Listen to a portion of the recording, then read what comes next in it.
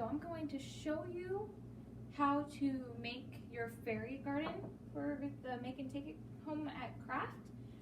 So inside the bag, you will have an ashtray,